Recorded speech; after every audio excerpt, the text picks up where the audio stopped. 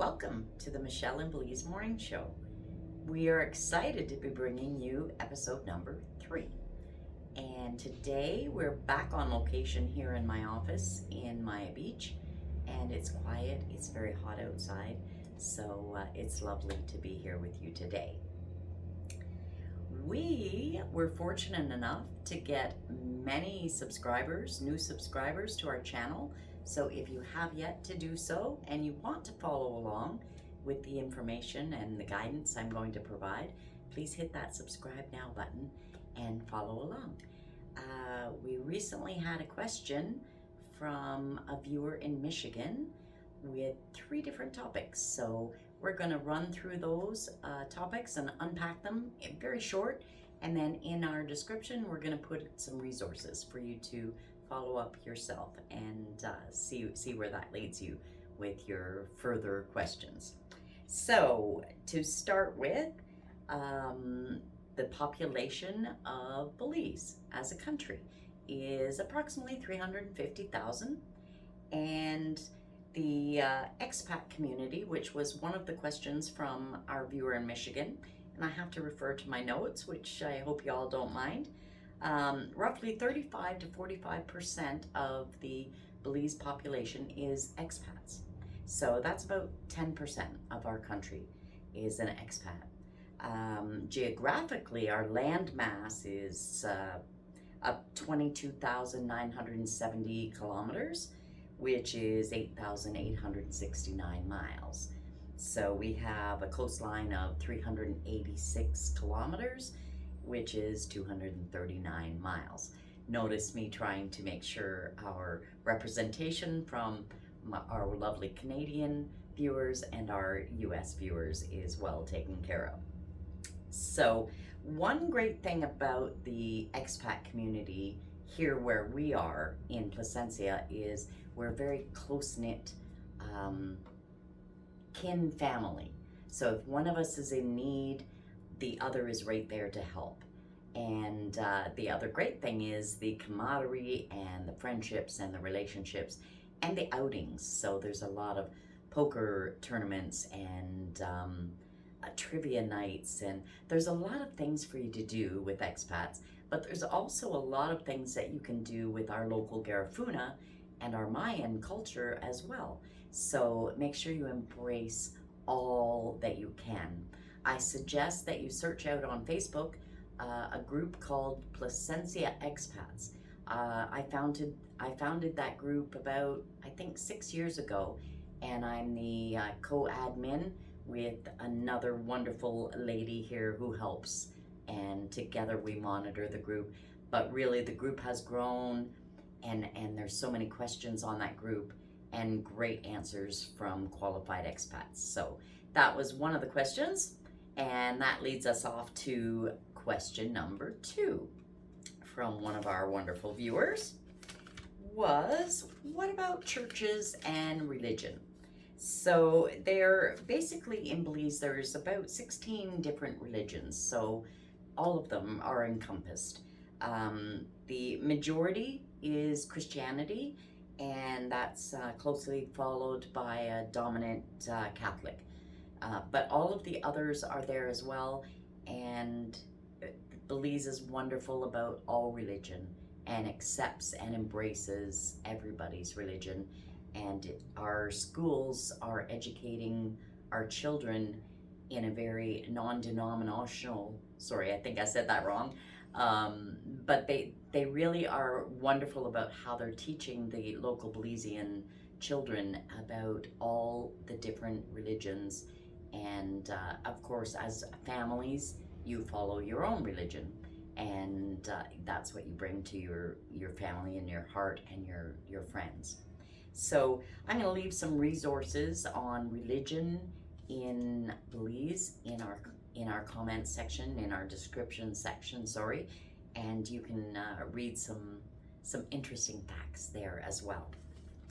So moving on to a very important question that everybody has, expats from all over. This is something that is probably next to, what's it going to cost to buy something in real estate in Belize, or what's the cost of living, I think that the biggest question is our medical system. What is our medical system here in Belize, and how is that going to affect my life as an expat?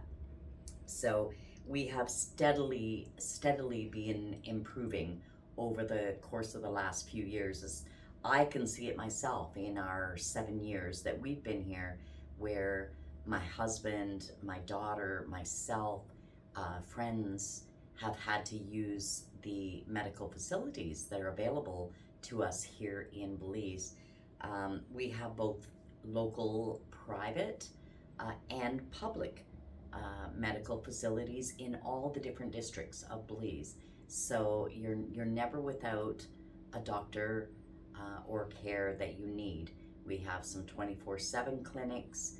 We have several specialists. We do have minimal hospitals, one located in Belmopon and 3 located in Belize City. That one is a public hospital, 2 are more privately funded hospitals, and definitely several specialists in every area.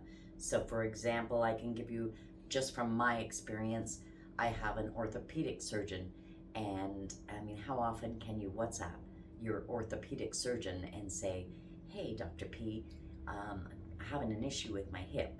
You know, what do you think we could do about this? We can have a Zoom call, or I could drive to Belmopon and meet with him and do an exam. Sorry, I've got hair in my eye here.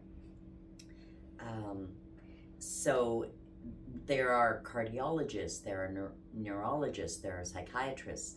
We have a very good mental health awareness in this country, which is something that is needed in all countries.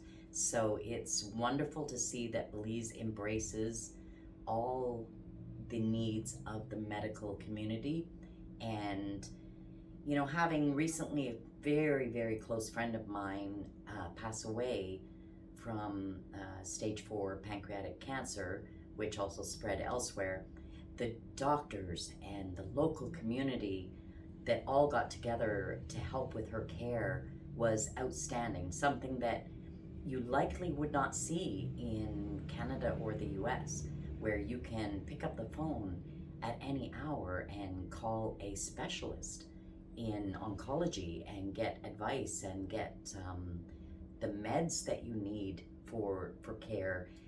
Then our local community of nurses and care providers who will come together to help.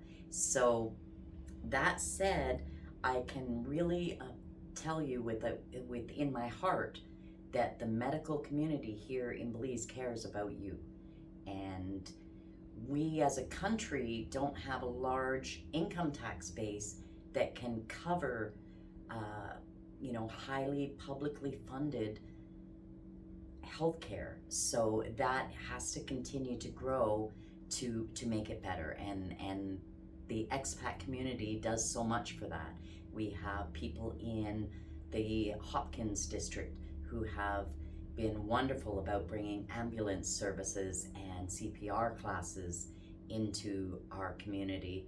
We have our very own broker at Remax First Choice who helped to bring in fire trucks to aid our fire department. Then we have locals from all across Belizean and expat communities that come together to help with our police stations. So our first responders are very important to this as well, and we do have that. So that being said, I wanted to keep this a very short episode because I've missed you, because I was supposed to do one every 2 weeks and it's been 3. But I did take a week off to celebrate my birthday and go over to Ambergris Caye and spend some time over there with my husband, and it was wonderful and lovely while our amazing daughter took care of business here in Placencia, both for my Remax and for the Gem Cabanas business. So with that said, our next topic, I'm not quite sure yet. I believe what people were asking for was about the different immigration systems. So that's what I'm going to explore next, is the different immigration options that you have, the QRP programs, the permanent residency, the temporary residency, and there's a few other different ones. So before I come back, I think that'll be our next episode. I'd like to research a bit more and make sure I have the resources. So let's close that off with a little cheers from Michelle in Belize, and a little kiss, and a thank you for watching. And until next time, have a wonderful day.